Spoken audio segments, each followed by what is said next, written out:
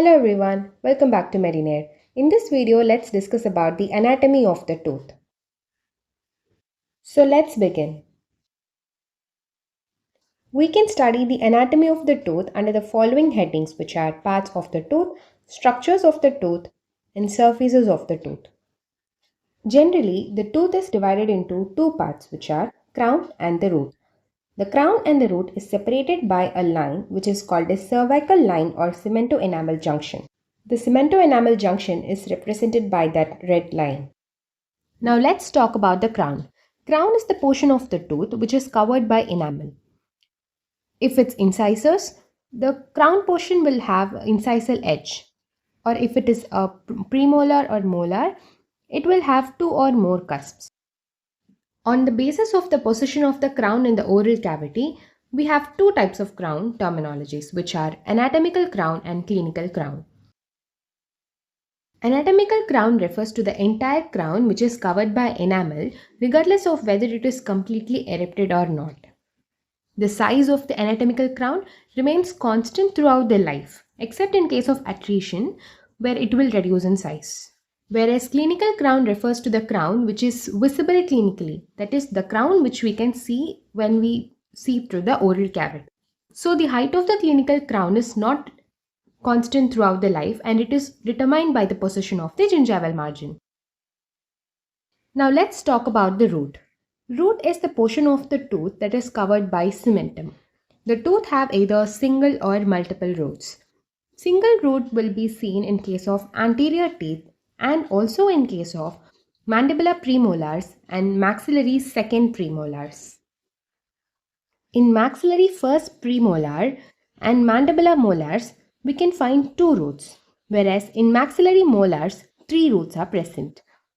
These divisions of roots are given a name called as bifurcation or trifurcation depending on the number of divisions of root they have. Which means maxillary first premolars have bifurcation and trifurcation is seen in maxillary molars. On the basis of the visibility of the root in the oral cavity, we have two root terminologies, which are anatomical root and clinical root. The anatomical root refers to the root which is present below the cemento-enamel junction and which is covered by the cementum. The size or the length of the anatomical root remains constant throughout the life. Whereas in clinical root, it refers to the part of the tooth that is under the gingiva. Similar to the clinical crown, the position of the clinical root or the size of the clinical root is also determined by the position of the gingival margin. Now let's have a detailed explanation of this concept through this diagram. Now here you can see the clinical crown starting from the cuspal tip to the gingival margin.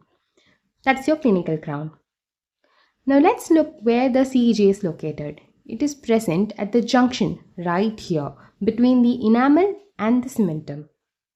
This part is called the cementum and this part is called the enamel. Let me mark it here. This is your enamel and this is your cementum. So the junction between the enamel and cementum is a cemento-enamel junction, and from the cusp tip to the cemento-enamel junction is your anatomical crown. Now let's look here about the clinical root.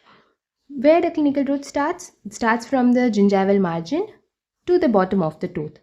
So that is the clinical root, right? Now let's talk about the anatomical root here. So it again starts from the cemento-enamel junction here and ends at the bottom of the tooth.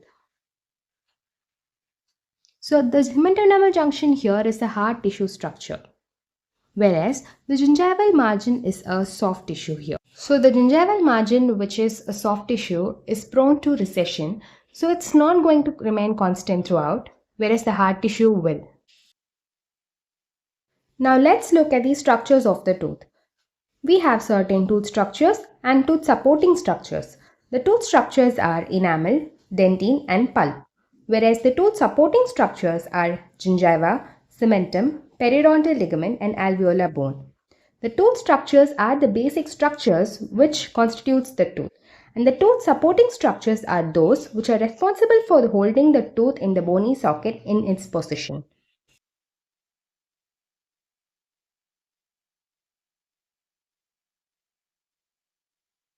Now here is the diagrammatic representation of the structures of the tooth.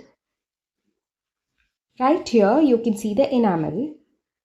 Then below the enamel you can see the dentine. The dentine forms the bulk of the tooth.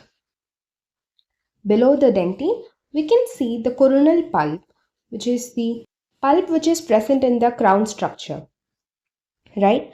Followed this we have the gingiva, the cemento-enamel junction, the cementum which is going to surround all over the tooth, the root structure, the radicular pulp. The coronal pulp is continuing into the root as a radicular pulp. Then we have periodontal ligament right here, and then we have alveolar bone. Then at last the apical foramen at the end, through which the blood vessels and nerves pass in and out of the tooth. Now let's look at the surfaces of the tooth. They are the facial surface, palatal surface, lingual surface, proximal surface, and masticatory surface. Now let's look at the facial surface. The facial surface represents the surface which is nearest to the cheeks or lips. If the surface which is closest to the lips, it is called labial surface, and this is applicable to the anterior teeth only. And the surface which is closest to the cheeks, which is the buccal mucosa, is termed the buccal surface, which is applicable to the posterior teeth. Similarly, we have palatal surface and lingual surface. The palatal surface represents to the surface which is closest to the palate, which is found only to the upper arch, which is the maxillary arch, and the lingual surface, which is the surface which is closest to the tongue, which is found in the mandibular arch, because in the maxilla we have palate and mandible, the counterpart, we have the tongue. Now, the proximal surface. The proximal surface represents the surface of the tooth that is towards another surface of the tooth in the dental arch. The two proximal surfaces are the mesial and distal surface. The mesial surface is towards the midline and the distal surface is away from the midline. Then we have masticatory surface, which are the surfaces that aids in chewing. They are subdivided into occlusal surface and incisal surface. The incisal surface is applicable to the anterior teeth only, and the occlusal surface is applicable to the posterior teeth. Now let's decode the surfaces of the tooth with the help of this picture. The surface of the teeth which is present near the lip right here, it is called the labial surface. The surface which is present towards the palate which is present right here, is called the palatal surface. In the anterior tooth as well as for the posterior tooth, this is the palatal surface. The cutting surface of the anterior teeth is called the incising surface right here. In newly erupted teeth, the incisal surfaces appear round and narrow. This is termed as incisal ridge instead of incisal surface. This part right here is called the proximal surface. Let's draw the imaginary midline in the palate, and the surfaces which are towards the midline are mesial surface, and the surfaces which are away from the midline are the distal surfaces.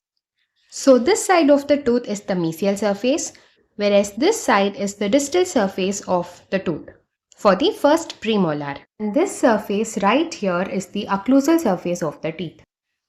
And that brings us to the end of the video. I hope you guys found this video helpful. Thanks for watching.